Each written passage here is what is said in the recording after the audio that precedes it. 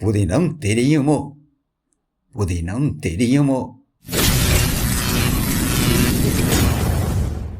சண்முகம், என்னடா இப்போ ரெண்டு மூணு நாளை காணையில் எங்கேடா போனி? எனக்கும் உங்காலி பக்கம் கொஞ்சம் வேலியல் கிடந்தாடாப்பா. நான் வந்த வேலியலை பார்க்குறதுக்கு அங்கால போனேன். நெடுகாலம் இஞ்சாலி பக்கம் வந்தால் என்னடாப்பா செய்கிறது? இந்த வேலியை நான் பார்க்கவில்லை வேணும், காசு முளைக்கவில்லை வேணும். முன்னிட்ட நெடுகாலம் வந்து நின்று உருவாக பார்த்து கொண்டு போகிறேன். இந்த வீட்டுக்கு அடுப்புக்கு என்ன வடக்குன்னு சொல்லுவாங்க. ஊனி இல்லைடாப்பா வடக்கும்.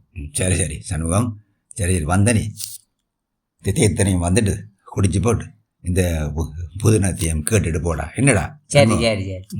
புத்துநத்தோட ஒரு பாட்டு ஒன்று இழுத்து விடுவாப்பா இருக்கா. என்னடா பாட்டு பாடுறது? நீயே சொல்லு, என்ன பாட்டு? ஒரு பழைய பாட்டு ஒன்று இழுத்து விடு.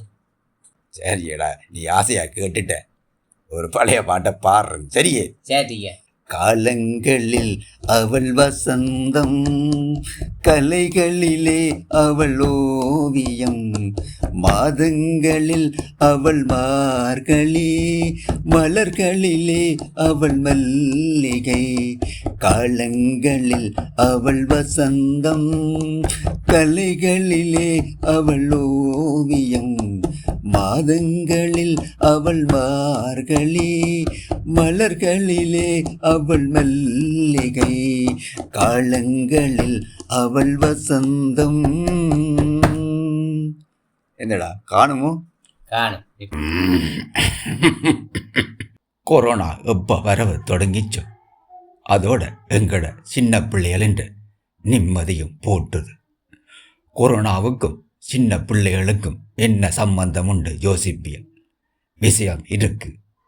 கொரோனாவால் வீட்டை விட்டு ஒருத்தரும் ரோட்டுக்கு கூட வர இயலாத சூழலில் தான் பிள்ளைகள் என்ற படிப்பு கிடக்கூடாது கண்டு சூம் வகுப்புகள் தொடங்கினது. அதோட தொட்ட சனியன் கொரோனா இல்லாமல் போய் இப்போ சனி மாற்றம் வந்த பிறகும் கூட துளையாமல் பிள்ளைகளை பிடிச்சு ஆட்டுது. முந்தியண்டா பிள்ளைகள் பள்ளிக்கூடத்துக்கும் டியூசனுக்கும் போட்டு வந்து கொஞ்ச நேரம் என்றாலும் வீட்டில் நிம்மதியாக இருப்பினான். ஆனால் உந்த சூம் வந்த பிறகு அதுக்கும் வழி இல்லாமல் போட்டுது. வாத்திமாரும் இருந்த இடத்துல இருந்து கொண்டு வச்சு நல்லா உழைச்சி ருசி கண்டுட்டினான். அப்படி ஒரு வாத்தியார் கொலசி பிள்ளைகளுக்கு படிப்பிச்சு கொஞ்சம் ஃபேமஸ். சூம் வகுப்பிலேயே அவருக்கு காசு கொட்டும்.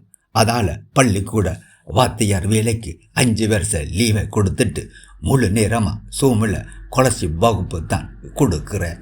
முந்தித்தான் கொலசி பெண்டால் 5ஆம் ஆண்டில் இருந்து படிப்பிப்பினான். இப்போ என்னென்றால் 4ஆம் ஆண்டிலேயே பள்ளிக்கூடங்களில் பிள்ளைகளை வேள்வி கிட மாதிரி கொலசி சோதனைக்கு ரெடி பண்ண தொடங்குவின. இந்த வாத்தியாரோ இன்னும் அட்வான்ஸாக போய் 3ஆம் ஆண்டு பிள்ளைகளுக்கு கொலசிப் கிளாஸ் கொடுக்க தொடங்கி இருக்கிற. அப்பத்தானே நிறைய பிள்ளைகள் வருவின, நிறைய காசு வரும். வாத்தியாரும் கார்காணி கண்டு வாங்கி குவிக்கலாம். அடியாத மாடு படியாது என்றதுதான் அவரின் படிப்பித்தல் பாணி. சூமில் அவர் படிப்பிக்கிற நேரத்தை விட நாயே பேயே சனியனே என்று பிள்ளைகளை பேசுகிற நேரம்தான் கூட. நேரில் படிப்பிச்சால் அப்படியே பிள்ளைகளை கடிச்சு தின்னுடுவார் போல. அப்படி ஒரு கொலைவரையோடு தான் அவரின் சூம் வகுப்புகள் போகும். அப்படிப்பட்ட அந்த வாத்தியார் ஒரு உலக சாதனை படைச்சிருக்கிறார்.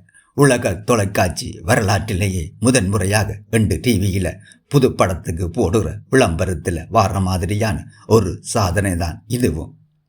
உலக சூம் வரலாற்றிலேயே முதன்முறையாக சூமில் பிள்ளைகளை தோப்பு கரணம் போட வச்சிருக்கிறார் இந்த வாத்தியார்.